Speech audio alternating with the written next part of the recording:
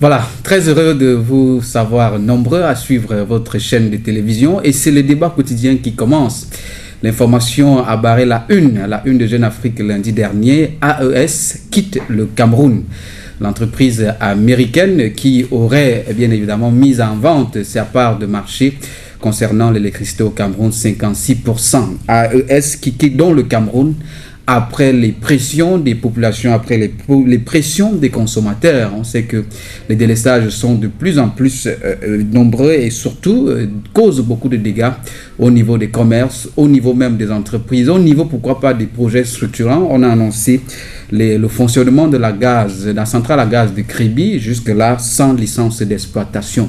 En tout cas, le débat quotidien s'arrête donc aujourd'hui pour comprendre ce qui peut pousser AES à quitter le Cameroun.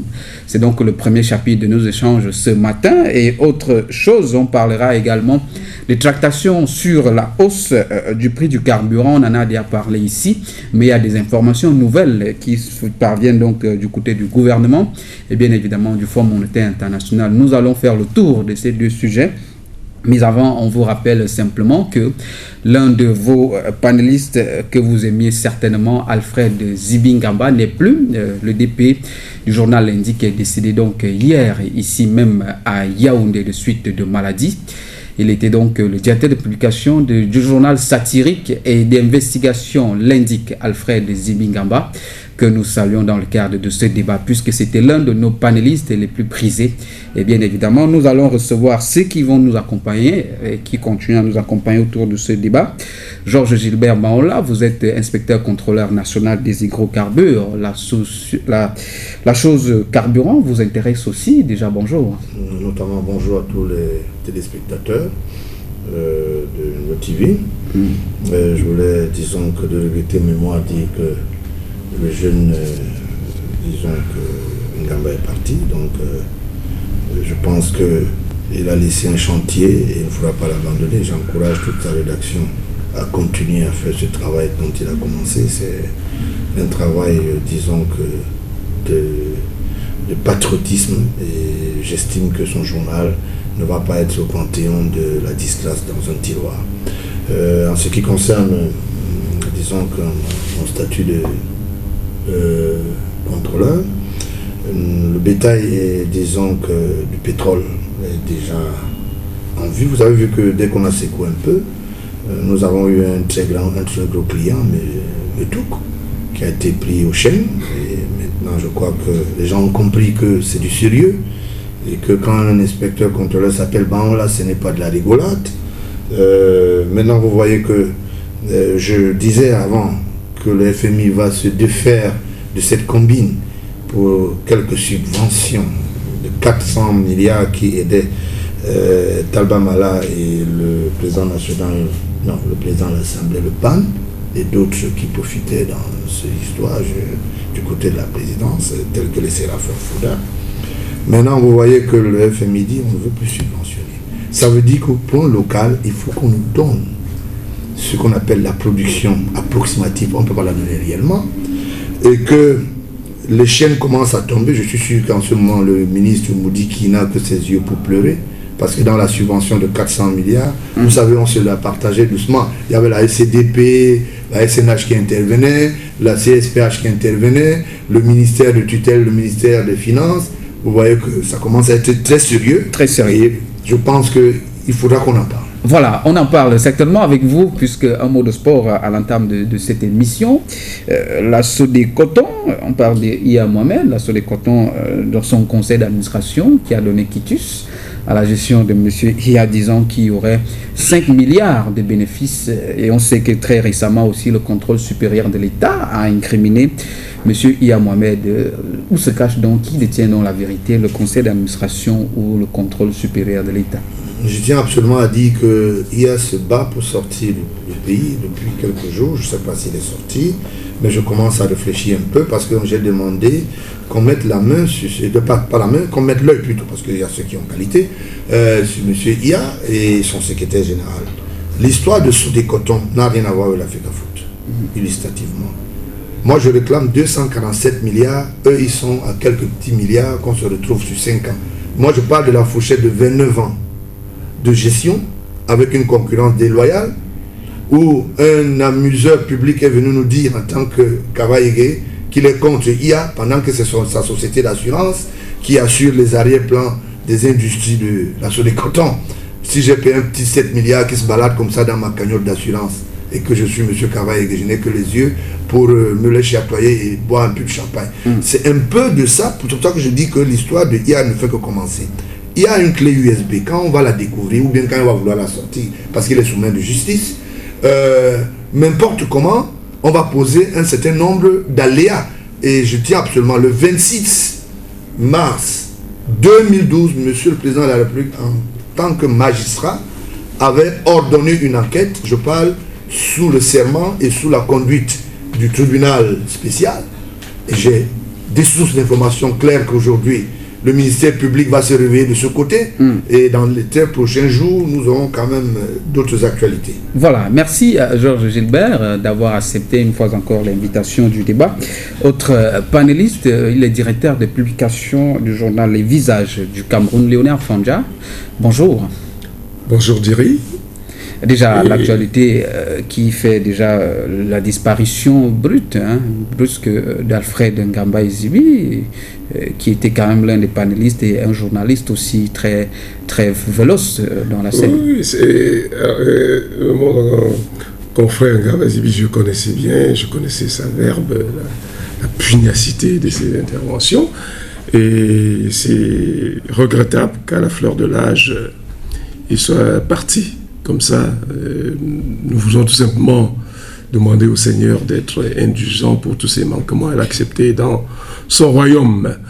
Mais en plus, je voudrais aussi vous remercier pour l'honneur que vous me faites en m'invitant ici ce matin. Parce que hier, quand vous m'invitiez, j'étais dans un cadre où le chef de la communauté Banganté était en tournée et il a dit beaucoup de choses qui m'ont plu et j'ai dit, il faudrait donc...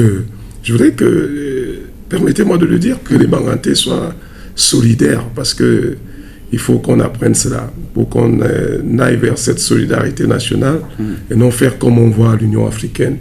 Il y a les chefs d'État qui sont là, et chacun lutte pour ses intérêts. On parle de l'Union africaine, de l'unité africaine, ça pose problème. Et bien plus, voilà le François Hollande qui se permet de venir là-bas pour convier les chefs d'État en France pour parler sécurité. Alors, moi, j'ai dit...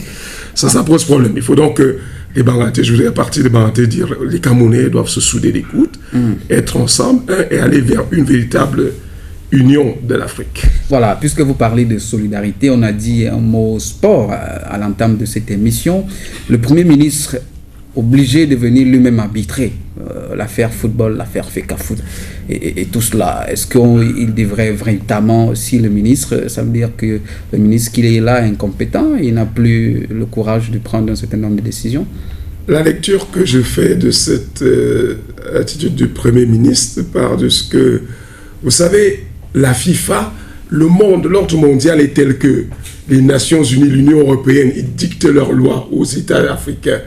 Et il en est de même en matière de sport et particulièrement dans le football où la FIFA impose ses lois aux États. La FIFA s'en fout de la souveraineté des États. Et c'est tout là le problème.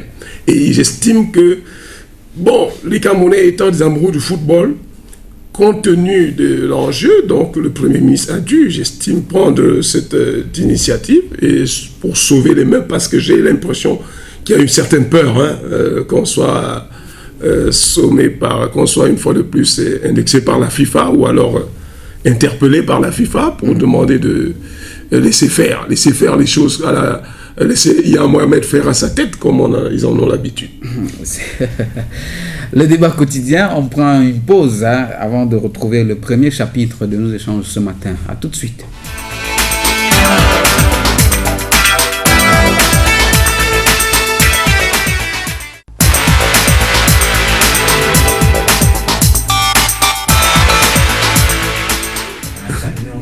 Voilà, le débat quotidien AES Sonel qui prend la clé des champs au Cameroun. C'est une interrogation qui nous vient bien évidemment après la publication de Jeune Afrique qui dit que cette structure américaine aurait mis sa part, c'est-à-dire ses actions, 56% de Sonel, de la Sonel, pour les mettre en vente. On va dire, c'est une bonne nouvelle pour les Camerounais qui en ont assez 12 ans que ça dure le délestage, qu'on a promis l'électricité pour tous les Camerounais.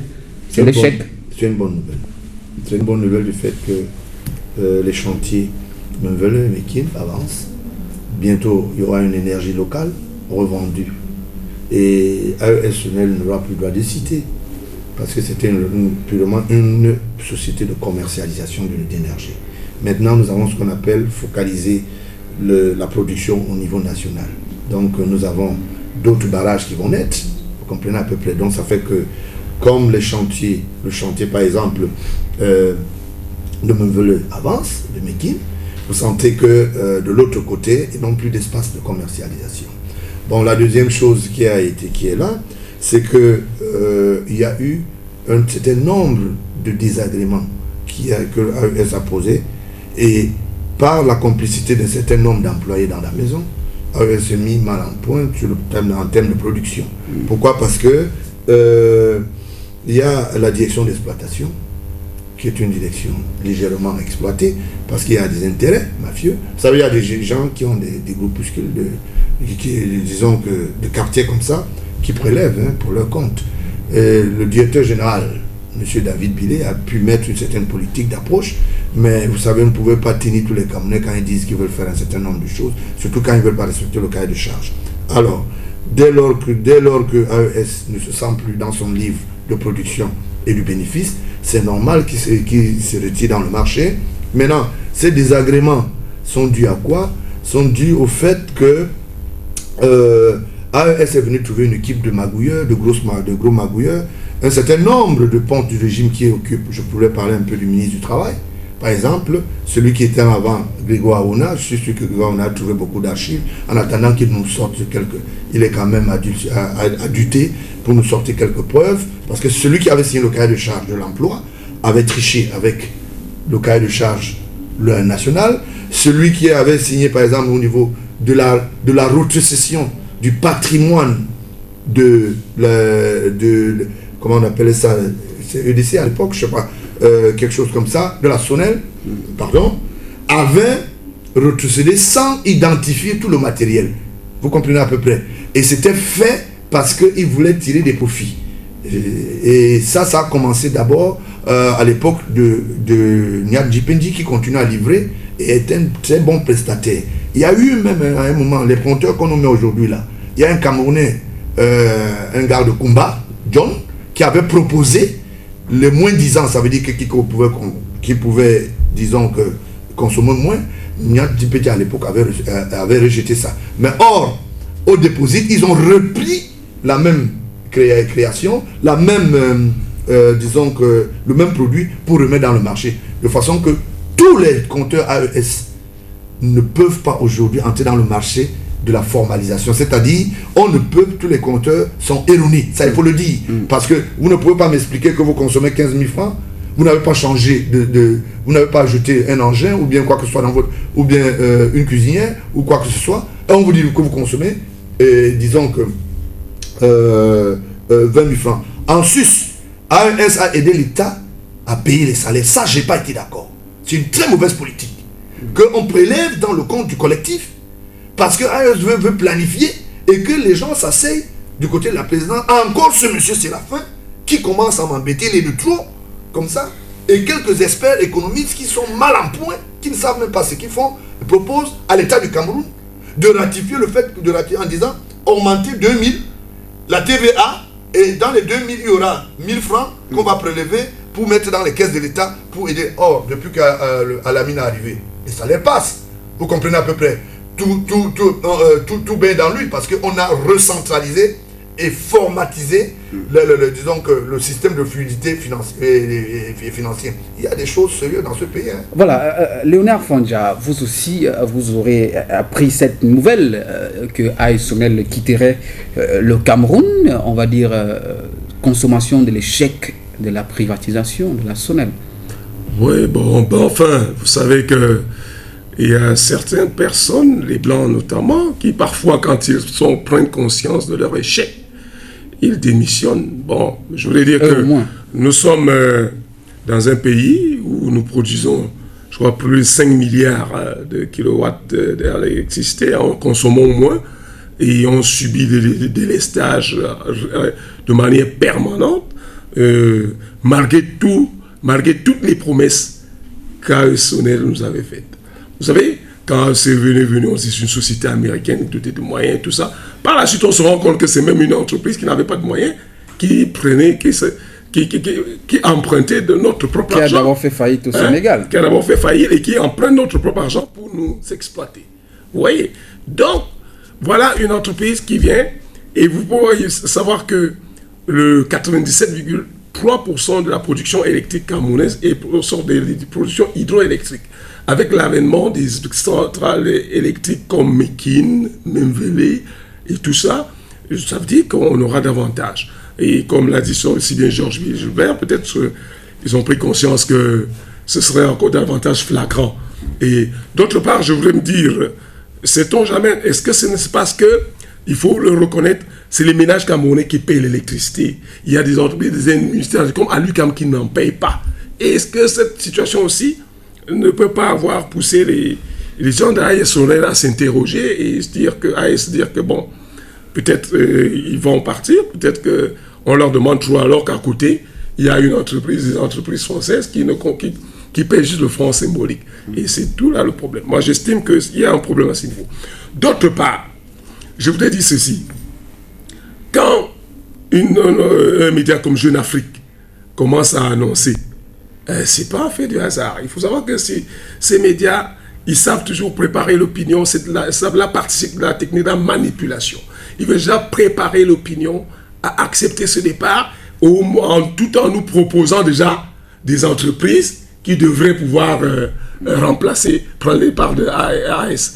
Alors je dis non, il faut que les Camerounais en prennent conscience. Nous avons les moyens, on peut se financer. Je crois que l'État peut prendre ses parts de AES-SONEL. On peut nationaliser parce que Hugo Chavez, en son temps, avait nationalisé ces entreprises. Et puis, c'est la partie de la préservation de notre souveraineté. Parce que c'est inadmissible, nous avons trouvé, on l'a décrié, que les étrangers viennent toujours dans les domaines de souveraineté comme l'eau et l'électricité, prennent des parts et avoir des mots à dire. Nous estimons que ce domaine est strictement stratégique et il serait de bon ton que le gouvernement prenne ses responsabilités et dise à ces gens-là de s'en aller, de nous laisser nous occuper de notre propre électricité. C'est ce qui est très important. Mais je connais toute la difficulté qu'il y aurait pour le gouvernement à prendre une telle décision. À prendre une telle décision. Georges Gilbert Baoula, on a dit la centrale à gaz de Kribi devrait, au mois d'avril, résoudre ses problèmes d'électricité, de délestage. Et on se rend compte que la centrale n'a fonctionné que le temps, je crois, moins d'une semaine. Arrêt, il n'y a pas de licence d'exploitation. C'est toujours une firme, une succursale de AES qui gérait cette centrale à gaz. C'est l'échec total. Qu'est-ce qui arrive à AES? Je crois que AES-SONEL s'est buté à une fin de non-recevoir au niveau du ministère des Mines pour ne pas obtenir la licence, parce qu'à l'époque, je crois que c'est Ndanga qui était dans ce ministère. Il aimait un peu trop l'argent. Il est devenu sénateur, je pense, donc il aimait un peu l'argent. Et il a mis mal en point une société avec un des conseillers de la présidence qui habite du côté de Biémassi. Je ne sais pas, j'aime pas beaucoup prononcer parfois certains noms parce que ça me fait du vomitif. Ça fait que ils ont voulu obtenir une licence, mais M. Ndanga a émis une fin de non-recevoir. C'est un dossier, lui qui était le secrétaire permanent, je ne sais pas, du conseil supérieur, je ne sais pas de quoi, il s'est fait taper aussi sur les doigts dans un des dossiers là où le feu général Benaye était partie prenante dans une société qui voulait faire dans l'exploitation minière, un peu du côté de la montée de Anne Rouge. Cette société est morte de l'être dans la poche, et ça fait que ils ont embrigadé les gens. Chaque signature vaut de l'argent. Je prends en passant, je dis bonjour à madame qui avait assisté madame Ndanga qui avait assisté. Elle aime beaucoup les bijoux. il aime beaucoup les bijoux. Et c'est pour cela qu'il fallait donner 500 millions. Cette affaire est montée jusqu'au niveau du serment de l'État. Ce n'est pas une affaire, c'est vrai que ce n'est pas connu de tous.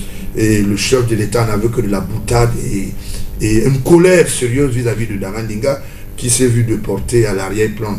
Vous savez, il est devenu très, très fervent militant maintenant, mais avec beaucoup d'ardoise.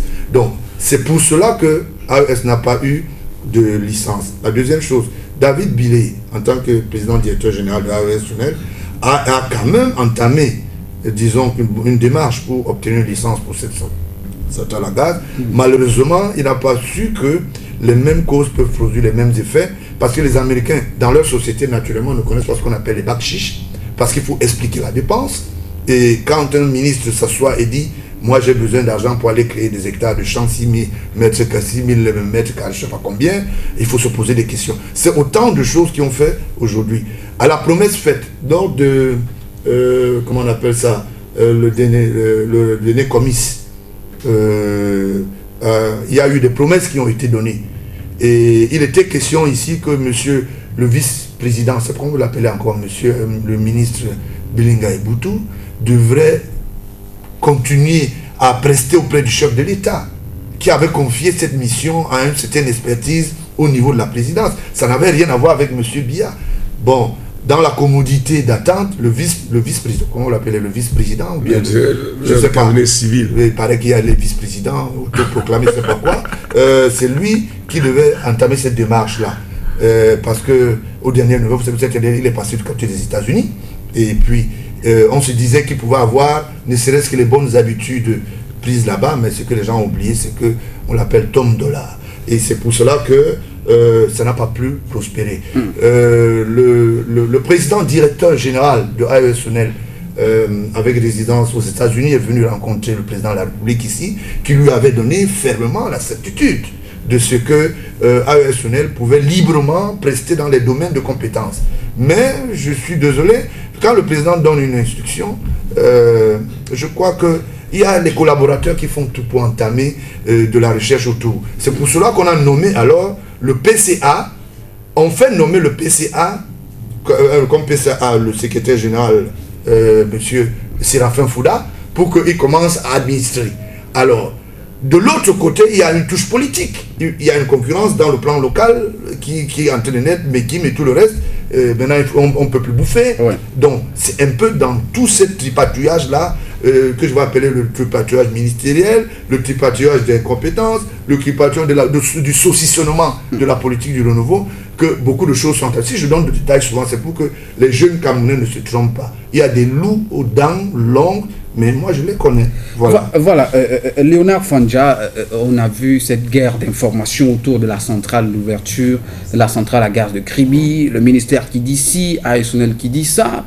Finalement, on se rend compte que le ministère a eu raison de dire qu'elle ne serait pas opérationnelle dans les délais prescrits par AES-Sonel, qui certainement voulait un peu calmer la tension qui montait. C'est là un peu...